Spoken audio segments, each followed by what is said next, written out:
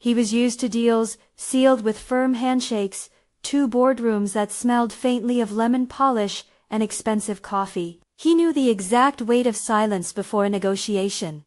The rhythm of power. He did not know how to answer a 5-year-old who asked him for shelter. The light in the park that evening was the kind cinematographer's chase warm, honeyed, flattering to everything it touched. Cobblestones glowed. The brass plaque on the fountain caught the sun and threw it back in a scatter of small stars. Arthur had his phone open to a thread of messages. Urgent. Clipped. The green pulse of a calendar invite. He walked, as if the sidewalks themselves were part of a schedule, measured steps between one task and the next. She came up to him like a question you learn to avoid. Small. Clothes that had once been brighter, reduced to size of fabric. Hair knotted at the back, in a way a child's hand does, when there's no mirror. In one hand she clutched a paper bag, battered at the edges. In the other, a little Bible bound in blue. Corners softened as though it had been read to pieces. Sir. Her voice was earnest. The way children are when they do not yet know how to soften requests into politeness. Do you have somewhere I can sleep? It was not phrased as a plea. It was a practical question, like asking for directions. There was a steadiness to it that cut across whatever protection his wealth had built around him. People on the street make requests. That was part of city life. But she was a map of contradictions, dirt on her knees. Eyes clean and bright, with something unspoken. He had never been called sir in a way that made him shift in his shoes. He knelt because he could not find another way to occupy the space she was asking him to hold. Kneeling felt ridiculous. He was a man who ordered things from boardrooms. Yet when the world raises a question, in the mouth of a child, a man finds himself small. He got to eye level, and for the first time that week, his attention was not divided. "What's your name?" he asked. "Lily." She said it like a secret and a proclamation at the same time. "My mama says I'm brave." He noticed her hands as much as he noticed the name. Dust in the creases. A faint smear of something sticky on her thumb. A scrap of handwriting pinned under the Bible, one corner of a folded tissue where a name might have been tucked to keep it safe. He reached for the obvious solution the city has taught him. Cash in a wallet, an app, a number on his phone. Instead, he bought her lemonade and a pretzel from the vendor by the fountain. He watched the vendor wrap the pretzel in waxed paper.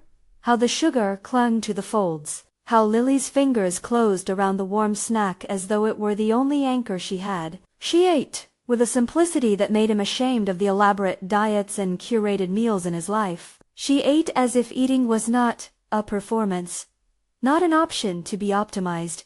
As they sat on a bench, the Park's daily orchestra kept score distant laughter from a playground. A cyclist's tire on stone, the soft rustle of newspaper pages being folded. Lily opened her Bible and traced the spine with a finger as if it were a map. "What do you have there?" Arthur asked, because asking names of possessions is how adults learn stories. "A Bible," she announced. "It's blue. Mama says God keeps us." She slid the book toward him as if that might be proof. The book looked like so many things people keep. A reliquary of faith, a comfort cloth, the remnant of a life stitched together from smaller things. On its inside cover, attached with a crooked piece of tape, was a photograph, black and white, edges. A woman in a hospital gown, hair wet and pulled back, eyes closed. A small indent of a smile on her face. On the back, in a hurried scrawl, a name, Mary Grace Fletcher. Arthur's spoon caught a glint of light. The name landed in him like a cold hand. He'd heard it before. Not in passing. It was the name he had avoided for half a decade, the name he had tucked out of sight behind signatures and excuses, behind late-night flights and numbers on spreadsheets. It was a sentence he had not wanted to read aloud. The name shook loose some dusted memory. Laughter in a small kitchen. A promise that had dimmed under the weight of ambition. He did not move at first. The word hung between them like an accusation and a summons. Lily looked up at him with a confidence that did not yet know shame. "Mama's in the hospital," she said. "She got sick on the bus." She folded the photo back in as if to protect what it held. "They said we gotta go. Clara brought me." Clara was a neighbor from the building across the square. A stout woman who came by sometimes with soups or overdue kindness. Arthur could see her now, a figure in the middle ground, hands tucked into the pockets of a coat too thin for the season, eyes watching from a distance until Lily moved to her side. Clara didn't speak to Arthur. She only nodded, an offering of introduction without intrusion. Arthur's phone vibrated with corporate noise. A text from Ryan. "Call me." Another. "Ivy wants signatures by noon." His thumb hovered over the screen, over the lit path his life had become. Legal counsel, escrow, assets. Ivy's name arrived with the same chill as Mary Grace's. Ivy the socialite, with the exact haircut and the habit of wearing other people's ambitions like jewelry. Ivy, who smiled in pictures and sharpened her words in rooms where Arthur's absence was a narrow-sighted gamble he could not afford. He looked at the child and then at the phone and felt the familiar split of loyalties. To image, to empire, to the person he had to be to keep the machine humming. For a long moment he pictured stakes, charts, and revenue graphs. Then he watched Lily pull a face at a bee, bumping a soda can, and felt his plans tilt. "Can I call someone?" he asked. "A relative?" "No." Lily's answer was immediate and simple. "Mama told me not to let anyone take our things. She says the streets are safer than new people." She considered the Bible, then pressed it close, as if it could be palmed like a secret treasure. "Do you have a place?" she asked again, not for him this time, but for the world that might deliver one. Arthur's reflex was to hand her a card with a cleaner address stamped on it, to direct her to a shelter with curated flyers. Instead he found himself tracing the crease of the photograph. He felt the shape of a decision, small and astonishing. Money is a thing. It buys impressions and silence. It buys appointments, papers, the language of authority. It could buy a night in a hospital room, a bowl of soup, a bed that wasn't cobblestone. He felt ridiculous for being surprised that that was an option. "Sit with me a little," he said, which was the closest thing to an offering he could imagine. They talked across ordinary scaffolding. She told him the names of her favorite colors, a list of things she liked to count on her fingers. He offered no sermon, only the patter of ordinary kindness and the odd, clumsy inquiry that looked like concern because his life had trained him to worry in terms of risk analysis rather than human ache. A gray shape of the city's less glamorous architecture framed the park. The skyline behind it hinted at glass towers and elevators. The distance between where Arthur lived and where Lily slept had never felt so wide. He thought about Ivy again, about the deadline and the legalese that always seemed to arrive dressed in velvet. "What do you want to be when you grow up?" he asked, a question his childhood had seldom had time to answer. "A singer," Lily said, without hesitation. "Or a mama." She tucked the Bible tighter, as if the options were not mutually exclusive. He paid for a taxi to the hospital more as an act of motion than of reflection. Clara negotiated with the driver in a language of small, practiced insistence, and Arthur watched the exchange like a man watching water rise. He gave the driver cash for 2 fares, one for Clara, in case she needed to run back, one for Lily. Then, almost without thinking, he swiped his card for the deposit the hospital asked for at admissions, a polite, bureaucratic formality that, in the language of institutions, opened doors. It was the first time in weeks a human voice, other than his assistants, asked him to sign anything for someone he did not already know how to classify. The admitting clerk peered at his card as if assessing whether his name belonged to the world he was about to enter. Arthur signed. The swish of the pen felt like a small surrender. Outside the sliding doors, the city had gone from gold to a cooler blue. Hospital lights were honest and plain. The corridor smelled of antiseptic and coffee, and the bland hopefulness of vending machines. Lily walked with a small step, like someone bearing a fragile load. Arthur kept in his pocket a sense of unreality. Money done its necessary work, but it did not yet feel like a solution, only a temporary garment placed over exposed things. When they reached Mary's ward, a nurse led them down a hallway lined with doors that all looked like thresholds to other people's fragile lives. The nurse moved with practiced kindness and removed the papers from a clipboard with the soft efficiency of someone who has learned to buffer grief with ritual. She scanned Arthur's name in the small swell of resources he now represented.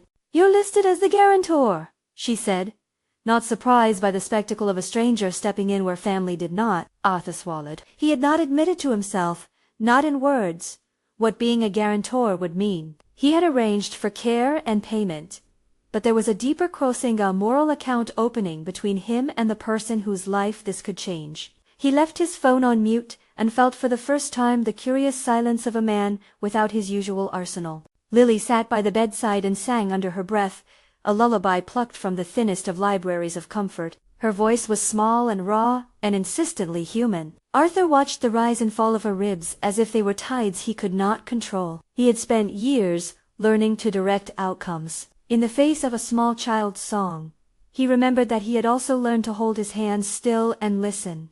"Can I pray?" she asked suddenly, looking at him with the candid authority of a child who has been taught that certain things are resident rights. Prayer is one of them. He hesitated only a breath. There are many sizes of prayer. There are the loud prayers that fill cathedrals, and the quiet ones that slip past a person's defenses. Lily's was the latter. She bowed her head and murmured a handful of words, plain and unstyled, an offering rather than a transaction. "Dear God," she whispered, "please make Mama wake up and watch Arthur's heart, 'cause he's being brave. Thank you for bread.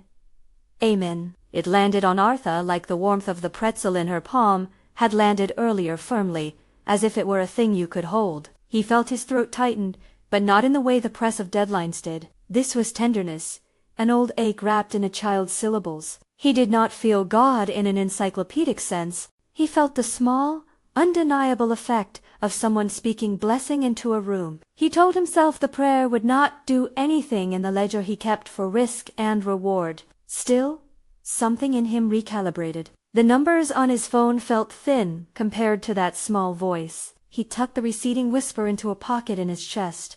The hospital demanded paperwork, signatures, assurances, court forms, and financial releases were not yet part of the evening's language. This was first aid, triage, a sequence of practicalities. But in the corner of Arthur's vision, the city had already begun to rearrange itself. Ivy was a presence he could imagine riffling through his life, an undercurrent of legal threats and glossy deceit waiting until an opportune hour to strike. Before he could account for it, the figure of Ryan stepped in his mind, his partner in the business, the level-headed voice that would parse possibilities into options and checklists. He excused himself to take a call. Ryan's voice on the line was the familiar mixture of calm and concern. "Ivy's pushing for a reorganization," Arthur Ryan said. "We can stall, but she's moving other shareholders. You need to be decisive." Arthur listened and offered the automatic reassurances he usually offered in conference rooms. He spoke of leverage and counsel and the fact he had immediate obligations. Yet even as he spoke,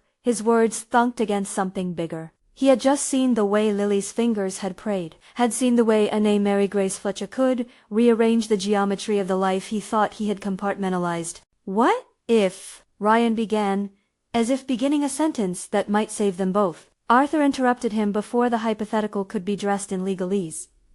"Hold that," he said, voice steady. "I'm at the hospital. I'll call you after." It was a line he rarely used, a pause he rarely allowed. The silence that followed was its own kind of decision. He walked back into the room and found Lily fidgeting with the corner of the photo. Clara had taken a seat by the window and was balancing a cup of hospital tea under her palms as if warming it for someone colder than herself. The machine at the bedside breathed in a sour, regular rhythm. The woman in the bed was slight under the blankets, human figure soft at the edges by sleep and illness. The tubing spoke the language of modern care, mute and functional. Mary's face was unchanged, save for a paleness that suggested time suspended. Arthur looked at the child, at the photo, at the woman who might or might not be the source of the ache stirring inside him. He remembered names, small rooms, the way promises get folded into suitcases. He remembered that he had once made a promise to a person whose name was now a photocopied script in a file he had shoved into the margins of his life. He made a series of ordinary decisions. He arranged for immediate care. He asked questions, not about lawsuits or inheritance, but about the practical needs, medication schedules, visiting hours, the possibility of a social worker. He signed forms that made him a guarantor and a temporary protector. He did not do it theatrically. He did it the way a businessman arranges resources, with an efficient ledger of what needed to be done and how to do it. Clara watched him while he moved through these unfamiliar corridors of human need. "Thank you," she said simply.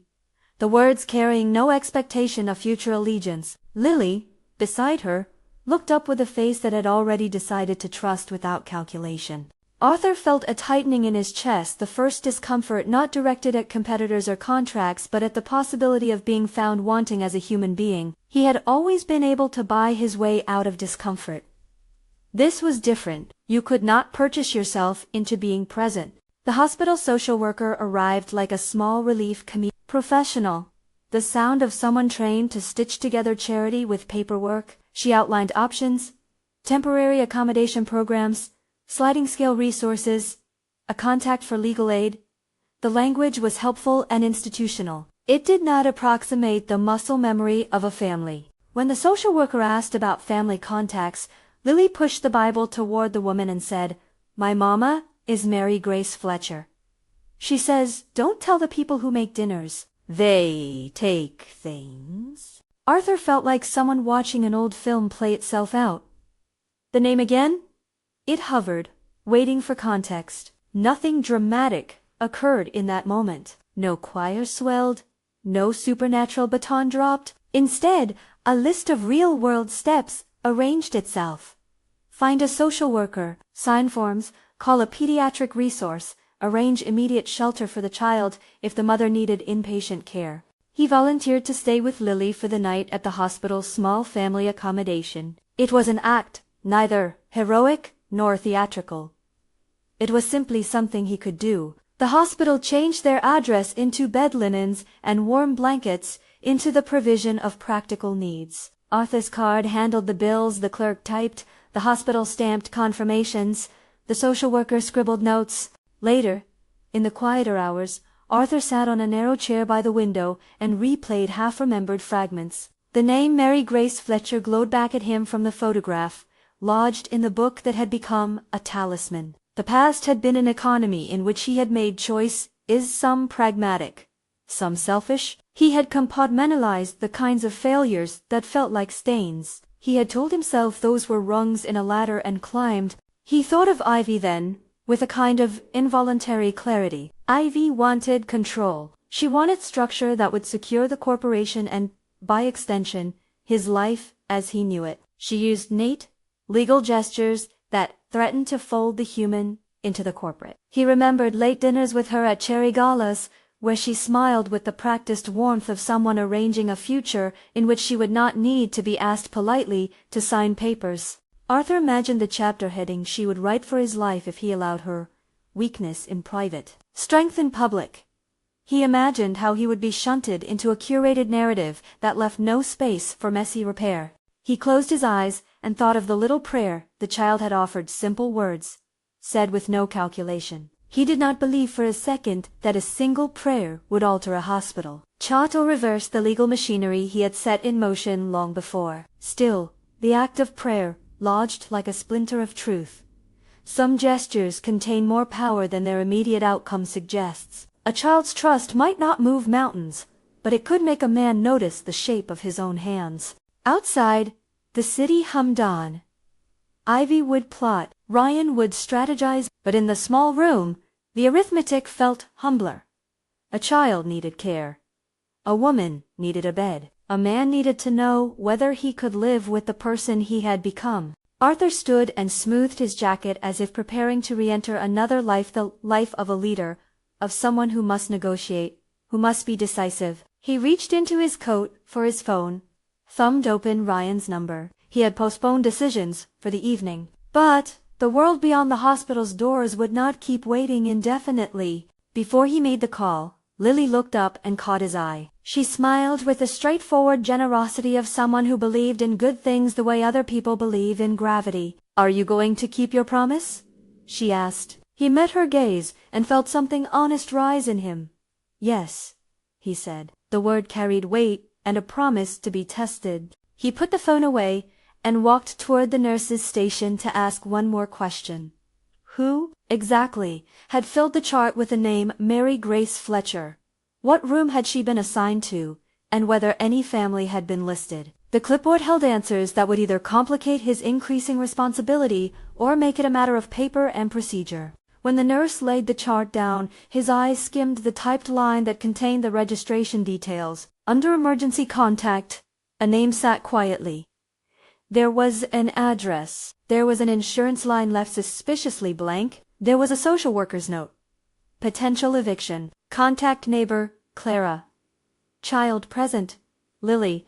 Arthur read it twice. The facts were mundane enough. A hospital code.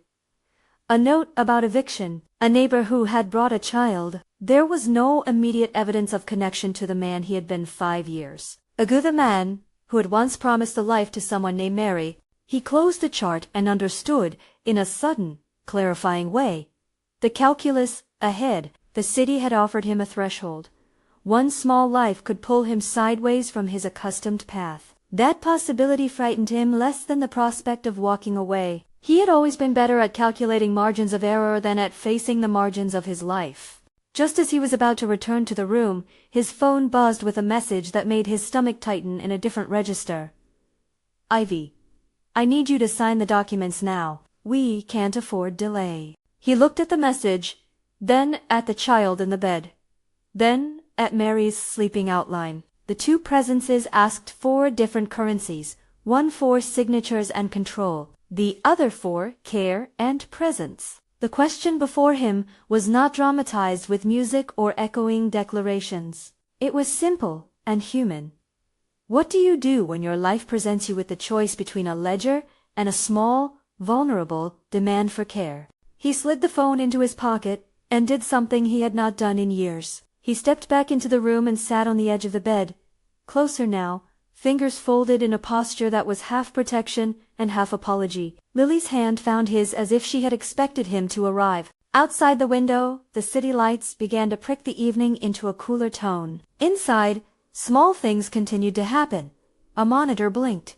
A nurse adjusted a blanket. Arthur listened to the ordinary sounds of people striving and tending. He did not know what would happen next. He knew only that a life could hinge on a simple exchange, a warm pretzel, a signed card, a shared prayer, and that this particular exchange had already begun to change the direction of his steps. He rose to his feet and moved toward the corridor, towards the thin blue light of the nurse's station. He was not surrendering his world. He was reshaping it around a child who smelled of lemon pretzel and determination. He would have to face Ivy. He would have to call Ryan and explain why his schedule had a new imperative. There would be lawyers and late-night negotiations. He would have to account for his choices, but for now, the hospital's quiet was enough. He opened the door to leave the room and froze. At the far end of the corridor, 2 grown-up voices carried on in hushed tones. One was the clipped, practiced cadence of someone who had learned to wear charm like armor. "We need signatures," the voice said. "He's been distracted." The other, softer, replied with an air of patience that carried means and intention, "We'll make sure he signs. Soon." The word soon landed like a promise and a threat both. Arthur's hand tightened on the door handle. He took a breath, steadying himself around the fact that the evening had become a junction. He would need to decide, in the hours ahead, whether to defend his empire by the textbook strategies he had honed, or to use that empire's muscle to protect someone small in the city's margins. He stepped back into the room. Lily's eyes met his, and she smiled as if she already knew the answer. He sat down again, and in the silence, other lives waited just outside the threshold, maneuvering, calculating, scheming. The decision, sudden and yet inevitable, lay in the space between his fingers and hers. He stayed then, because staying had suddenly become the correct kind of risk. The night outside the hospital windows deepened into a soft navy. The machines in the room let out patient beeps, a steady punctuation to the life around them. Arthur folded his hands and let the quiet press in. He had the shape of a choice in him now, and choices require names. A shadow moved in the corridor, and the sound of precise heels closed in like punctuation. Ivy arrived in the hospital like she arrived everywhere. Polished, practiced, eyes that measured everything as a potential item on a ledger. She wore a coat that spoke of climate-controlled closets, and an expression that assumed doors open because she could press the right button. She didn't hurry. She let the corridor see her first, then parted it with a smile set for cameras that were not there. She stopped at the doorway, where the fluorescent light washed her features in a candid, unflattering honesty. Behind her walked a man with a legal brief, an attorney whose tie had the mild stiffness of people accustomed to being paid to make things happen. Ivy's voice was a soft instrument tuned for persuasion. "Arthur," she said, as if the single name should explain the scene. "Ivy? I thought I might find you here? The board is waiting on those signatures. We can finish this quickly." Arthur felt an ancient motor of calculation kick in, the reflex of attorney in his chest that measured leverage. He could, in one signature, hand over a swath of authority. He could also, with one signature, cut off the very people who needed him most at that hour. He kept his hands folded in his lap as if they might otherwise betray him. "What's the hurry?" he asked, voice even. "The sooner we finalize the reorganization, the easier the transition," Ivy said. She leaned in with the practiced intimacy of a person who'd attended more fundraisers than funerals. "You've been distracted, that's understandable, but we don't have the luxury of prolonged ambivalence." Her lawyer opened a folder and placed a set of documents on the bedside table, the paper rustling, small as a bird. The signatures they wanted were precise. A series of powers, consents, and corporate instruments that would gild the room Ivy wanted to inhabit. The attorney's pen was the sort that people used when they intended to make marks that could not be easily undone. Lily watched them as if watching a play in which nothing would surprise her.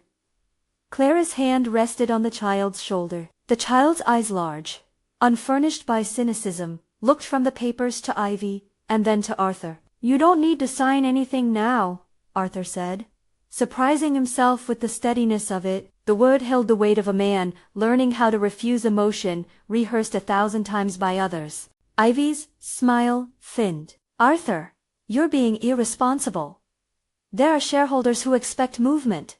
And if I move now, I will use the company's counsel," Arthur interrupted. "No signature without counsel present on both sides." Ivy's lips curved. "That's a luxury you don't have when moves are being made. Delay costs us leverage. It costs other people things as well," Arthur said. He meant Mary and Lily and Clara. He meant the small ledger of real lives that now had to be accounted for. He meant the part of him that had once broken promises because they were inconvenient. Ivy's eyes flicked to Lily, and for a moment her expression repelled any shadow of doubt. "You think I'm doing this for myself?"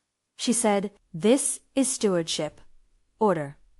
If you won't act, we will." The lawyer produced a tablet and tapped at it as if his fingers could accelerate fate. Arthur felt something close to finality in the way Lily reached for her Bible and mouthed a word she had learned. She didn't fully form a prayer. She simply pressed the book closer and inhaled, the quiet of her faith folding into the fluorescent air. A nurse appeared at the bedside, drawn by the rising temperature of the confrontation. She said her name and offered a practiced, neutral warning about visiting hours and hospital decorum.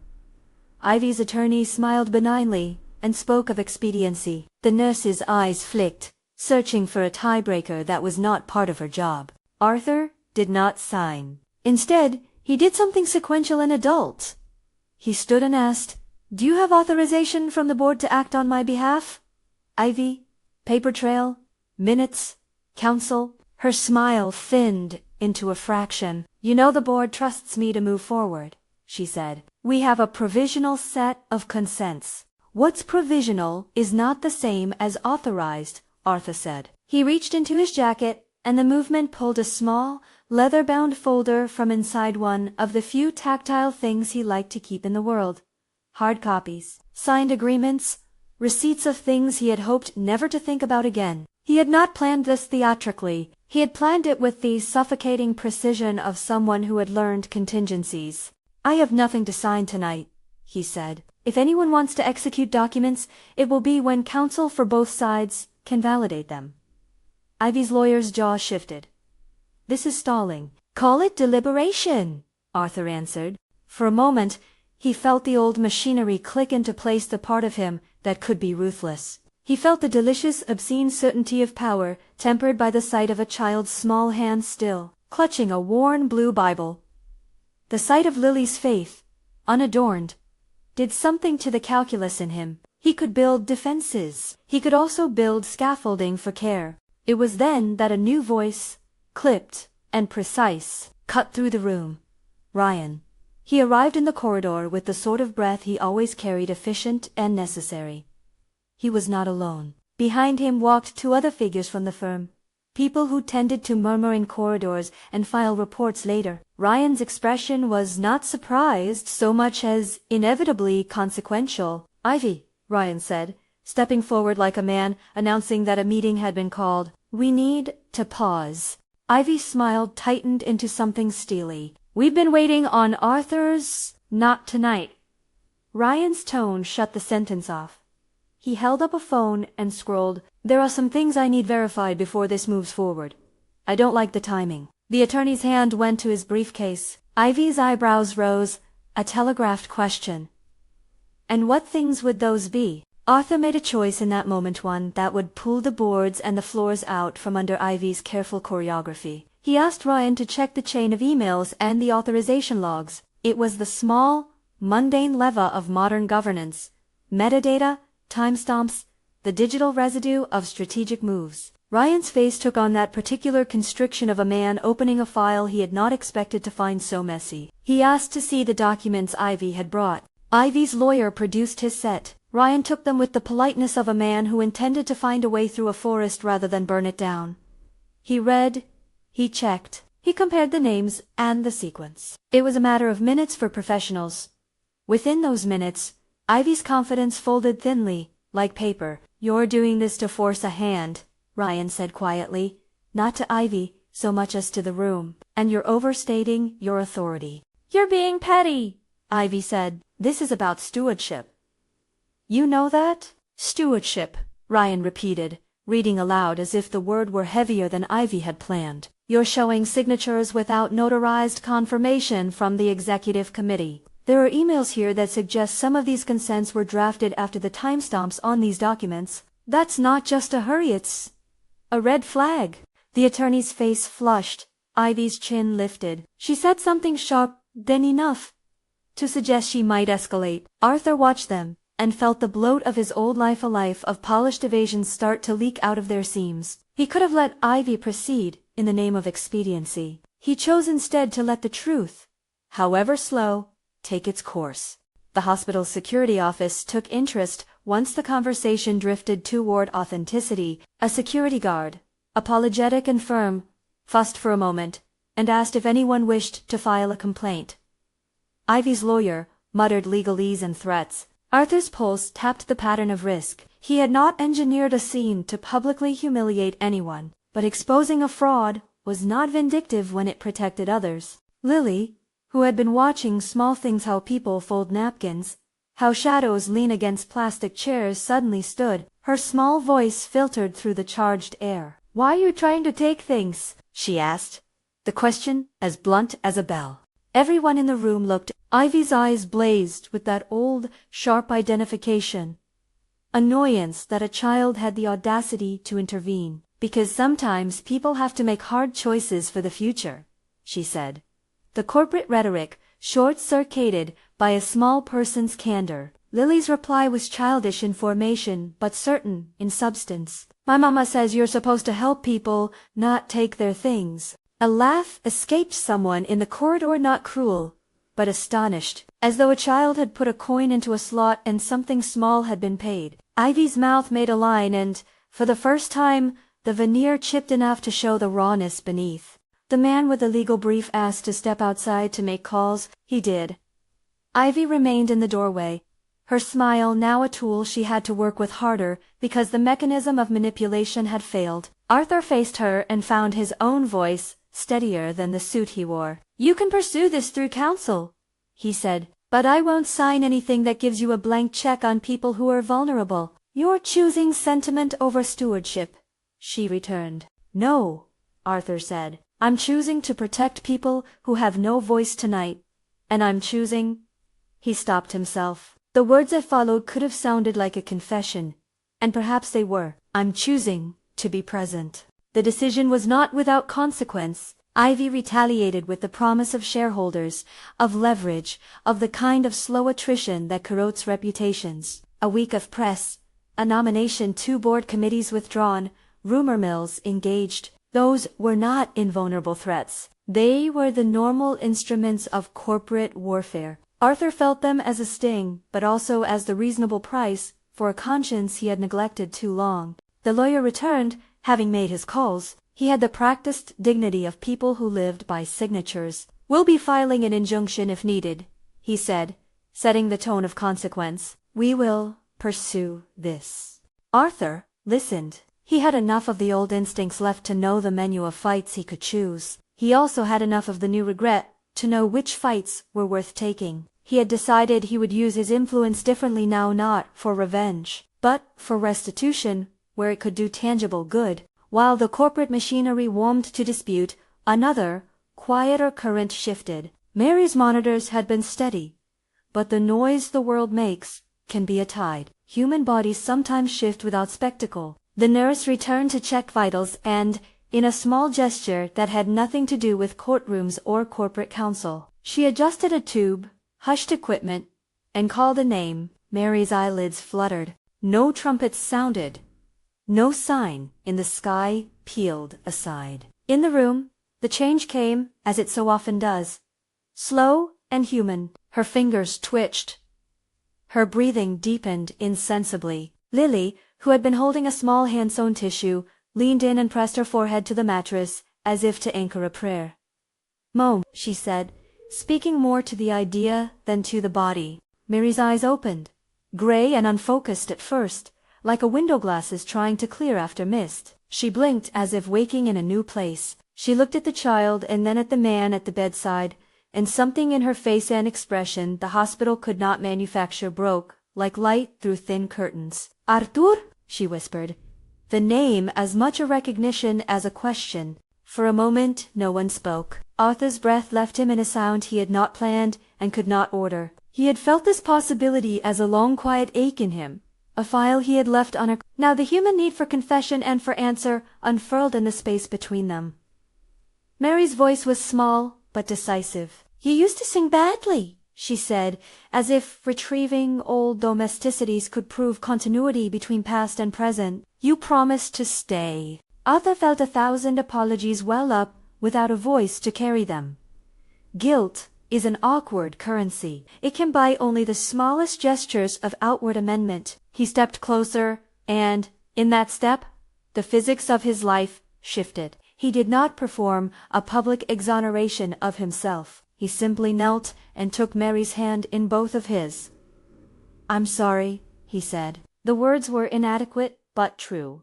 Mary's eyes found his again. The hospital felt suddenly like the kind of place where small truths could be spoken and had consequences that were immediate and tender. "You don't get to walk away," she said, not as an accusation so much as a fact. "You were when you left.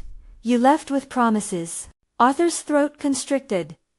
The room held its breath. Even Ivy's posture softened for the slenderest beat, as if human presence could crowd even calculation. Mary's fingers tightened around Arthur's as if testing whether the man who knelt now was the same one who had made the breaches of promise earlier. The nurse watched, discreet and careful. Clara cried quietly into a tissue. Lily squeezed her mother's hand and looked at Arthur like someone waiting to see if a story would finally be finished properly. "Are you our daddy?" Lily asked, voice smaller than the room.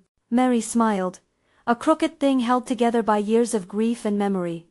"Yes," she said. The word arrived not as a legal pronouncement but as a private truth, the kind that changes how you account for your past. It made the idea of paternity tangible in a way the corporate documents never had. It folded Arthur's old life into the present with the force of the most ordinary human claim. Arthur felt the floor tilt under him, less like a spectacle and more like a reckoning. He had known, in the cold corridors of his own selective memory, that paternity was likely. He had avoided the conversation because admitting it meant changing decisions already made. Now Mary's single sentence rearranged the tasks ahead.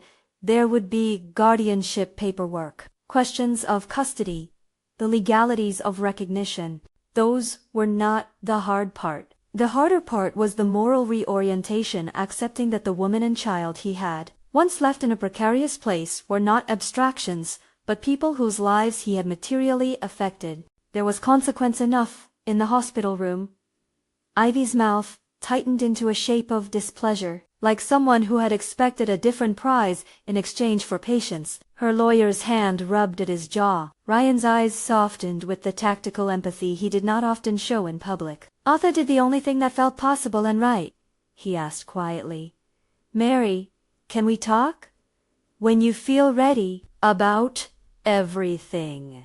She looked at him, measuring whether the man kneeling now could be trusted to speak truthfully going forward. Yes, she said, but, she added, blinking to clear a film of fatigue, no more hiding. He agreed. The word held a kind of small mercy in it.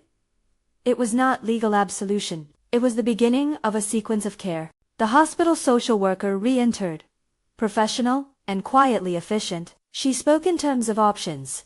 A caseworker who could arrange temporary housing, a legal aid phone number for paternity acknowledgement, the possibility of a guardianship motion filed by consent rather than combat. Arthur signed what needed signing.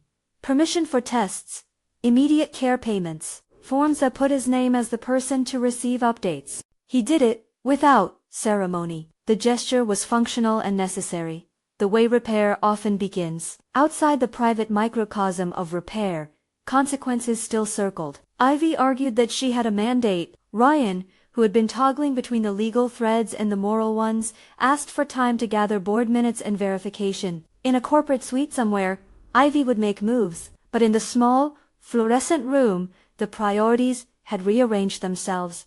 Arthur did not use his clout to destroy Ivy.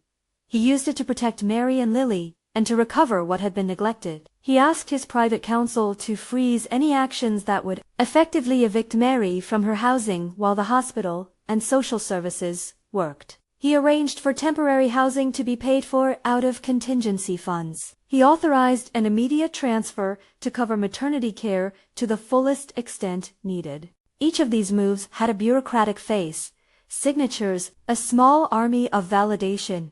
The hospital's administrators nodding and entering numbers into the machine of care. Those movements were not miraculous. They were administrative, sober, and, crucially, actionable. Ivy left that night with a warning in her wake. She would press some fights and shift others. Arthur received a text calling him soft. He allowed it to sit. The economy of his self-regard had been updated. He had been used to being described as decisive by shareholders. Now he had another ledger to reconcile. On the third day, the corporate world did what corporate worlds do. It responded.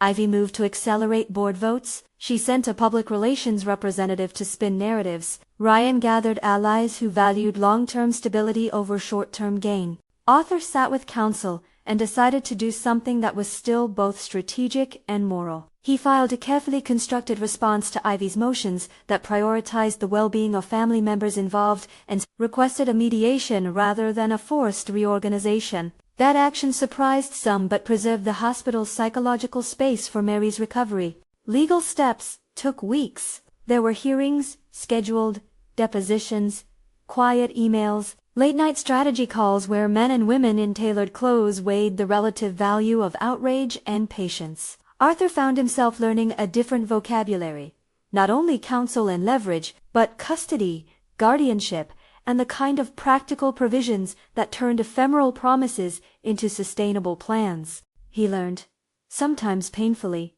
how to translate wealth into stable support rather than spectacle. Mary's recovery was not immediate or total. There were good days and days that required rest. She learned to walk shorter distances. She relearned names. She and Arthur had conversations that were not dramatic, but were honest. He apologized for absences. He explained with a clumsy reparation the set of choices that had once pushed him away. She did not accept everything easily. She asked why he had left, whether he had thought about them, whether he had considered that leaving was a decision that often cannot be undone by good intentions alone. Arthur listened more than he spoke. He learned the shape of a mother's small resentments and the enormity of a child's need for constancy. Lily's presence made him answerable in ways that spreadsheets never had. She wanted a bedtime routine, a place on a couch to curl up, someone to clap when she sang. The child's small victories became the kind of currency that built habit and trust. There were private moments, awkward dinners in small rented places where Arthur set a plate across from him and tried to remember whether the child liked more ketchup or none, whether Mary preferred coffee with sugar. There were visits from Clara, who did things for them that had nothing to do with gratitude and everything to do with neighborliness. She brought casseroles, offered do's and don'ts of social workers' language, and held Arthur to his promises without spectacle. Those acts mattered as much as any corporate concession. Ivy's campaign continued on another front. She worked the rumor mills, met with shareholders behind closed doors, and tried to paint Arthur as emotionally compromised. The board meetings were tougher in the weeks that followed. Arthur had to explain absences and supply reports. He took the podium one evening and spoke plainly about priorities. "I am not asking this company to become a charity," he said. "I am asking that we be a company that recognizes our leadership is made of people who sometimes must reconcile their private responsibilities with public duty. I will not allow anyone to use personal matters to weaponize the business." The words were not intended to be triumphant. They were a posture, a man stating that power without compassion is brittle, that stewardship involves more than stock price. Some shareholders applauded with the same caution as they reserved for quarterly reports. Ivy's faction did not cheer. Publicly, the board moved to set up an independent committee to review any claims of impropriety. Privately, Ivy found fewer allies willing to risk the reputational cost of being seen as exploiting a vulnerable situation. There were settlements and concessions. Ivy, who had thrived on the perception that she could make people bend to her rhythms, found that, in a world watching for optics, she could be checked without being crushed. Through it all, the small human acts continued to build a different life. Arthur learned to be present in the mundane. Change a light bulb in a borrowed apartment. Stake out a bedtime story. Hold a hand in a hospital corridor. He learned, gradually, that people's trust was earned in slow increments. He found himself once again kneeling not in courtrooms but by hospital beds, by little cots, at a kitchen table. Kneeling became an action he took to be at eye level with truth. There were quieter confessions, small reconciliations stitched with humility. Mary asked him once, late at night, with the lamp making small moons on the counter, whether he regretted the life that had brought him here. He did not answer her with a tidy line. Instead, he named the truth, that ambition had pulled him away from people he loved and that the decision to step back into his family's life was one he intended to sustain. "You can do more than apologize," Mary told him, the directness a virtue born of necessity. "You can show up." He showed up.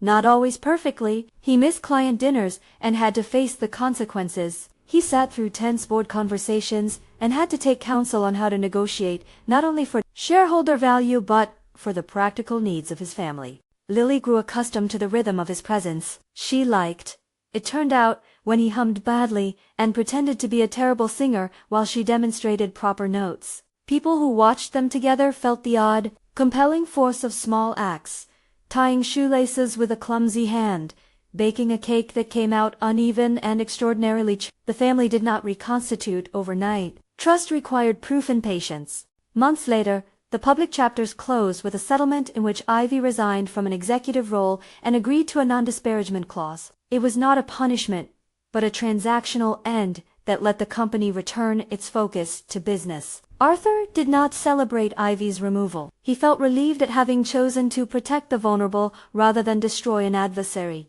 His relief was small and ethically complex. He had not won a moral crusade. He had chosen a path that allowed Mary and Lily a peaceful life. The real victory, for Arthur, was quieter and more human. It was the slow accumulation of small moments that added up to a life changed. He began to endorse programs at the company that supported employees' caregiving responsibilities. He spearheaded a fund that allowed immediate aid for employees facing housing crises. These were not acts of sainthood. They were, however, the practical translation of a man who had learned to fold his private failures into public good. On a golden afternoon, months after the first bench in the park, Mary, Lily, and Arthur walked out of a small clinic with a packet of paperwork and a lighter step. Lily carried the battered blue Bible like an emblem. Arthur carried a folded jacket across his arm and watched the way sunlight caught the cobblestones. He had learned to appreciate light that did not flatter but simply showed things as they were. At a quiet moment, as they passed the fountain that once framed the first meeting, Lily paused and looked up at him. "Did you know?" she said. "God likes when people say sorry and then mean it." Arthur nearly laughed, both at the charming bluntness and the moral economy it represented. "I think God likes when we try," he said. Lily considered this. "Then we'll try," she pronounced, the perfect certainty of children who have not yet learned the trade of excuses. Arthur placed a hand on her head, ruffling her hair, awkwardly in affection learned on the job. Mary smiled at the small ritual like a woman who, decades of hard living later, had finally found a way to keep something small and dear. The narrator's voice, if he had one now, might have offered a neat epigraph about redemption in the great arcs of life. But life is rarely a line plotted for effect. It is a messy series of decisions, some noble and some cowardly, some corrective and some merely pragmatic. Arthur's story did not offer formula. It did offer this, that small, unpretentious actions, buying a pretzel, buying a night's stay, answering a child's prayer can recalibrate a life when combined with accountability and the willingness to be changed. In the weeks that followed, Arthur kept his calendar open in ways that sometimes made the company better and sometimes made his inbox angrier. He balanced board meetings with school plays. He looked for practical ways to help others without theatrics, funding temporary transitional housing, supporting local neighbors like Clara, ensuring the social services team had what it needed to place families in secure lodging. He did what he could within the channels of systems that were often slow and bureaucratic.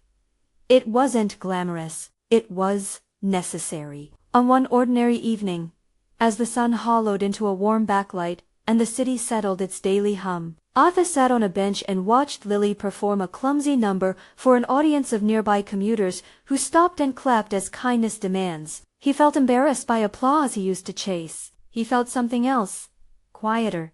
He felt present. He thought of Ivy in measured terms, not as an enemy to conquer, but as a person whose ambitions had once eclipsed her capacity for empathy. He thought of Ryan and Clara and the attorney who had offered only professional distance when human need required more. He thought of Mary's resilience and Lily's prayer, and how the small act of a child's faith had shifted a grown man's equilibrium. On that bench, he made a promise not to the cameras or to shareholders, but to the small figures who had re-entered his world. He promised to steward his influence differently, to place people before profit whenever possible without letting the company founder on idealism alone. It was a compromise of sorts. His world would still run on margins, but margins would be measured now against the currency of human dignity. He thought of the first exchange, the pretzel, the blue Bible, the photograph tucked into a tissue, and felt the simplicity of it like a hinge. The moment had not been cinematic because it had been engineered. It had been cinematic because it had been honest. Two lives had met across a park bench and changed each other in ways big enough to matter and small enough to sustain. If this story has touched you, stay with it a moment longer. Share it with someone who might need a reminder that presence matters more than proclamation, and that a single act of compassion can alter a life's trajectory. The months that followed were not free of friction. There were boardroom pressures and awkward family negotiations. There were nights Arthur slept poorly, counting responsibilities like old receipts. But there were mornings of breakfast made badly, and evenings of bad singing turned into perfect laughter. There were small reconciliations, their kind that do not make headlines, but make a home. One winter evening, Mary and Arthur sat across from each other in a kitchen that belonged to no mansion but to stability. They spoke of the future in practical terms: school enrollment, healthcare plans, arrangements that would make the life of a little girl less precarious. Arthur listened. He learned. He promised, in words that sounded like a legal agreement and a vow at once, to be a father in ways that meant continuity more than grand gestures. The city kept going. Ivy found other ventures. Ryan carried the company forward with a recalibrated ethos. Clara continued to bring casseroles and common sense. Lily grew, a small human with a voice that could both confront an antagonist and pray simply for bread. Her blue Bible had fewer scuffs on the corners now, not because life had become easier, but because, in the gentlest way, it had become shared. On a final morning of bright arranged sunlight, Arthur watched Mary and Lily walk down a small street toward an after-school recital. He felt his heart unaccustomed to this kind of steady happiness. It felt like the sound of a hinge settling after years of rust. He had been a man who negotiated empires, and he had learned to negotiate mercy alongside profit. He had been given the chance to repair, and he had taken it with as much maturity as he could muster. The shocking exchange the world might have expected a dramatic courtroom scene, a miraculous awakening, a neat moral lesson was none of those things. Instead, the exchange was a handful of practical kindnesses, a few legal protections set in place, a child's simple prayer, and a man choosing to be present. It was less cinematic in the way movies like to be, and more real in the way human lives actually mend. Through work, through apologies, through the stubborn repetition of showing up. Arthur knelt once more, before a small congregation, at Lily's school list, a public figure, then a father, trying to find his feet, laughed when Lily accused him of being a terrible singer. He took the laughter like payment and, for the first time in a long while, felt it might be enough. If this story made you feel a little steadier about second chances, share it with someone who needs hope. And if you want more stories that remind us how ordinary mercy can be extraordinary, subscribe for the next one.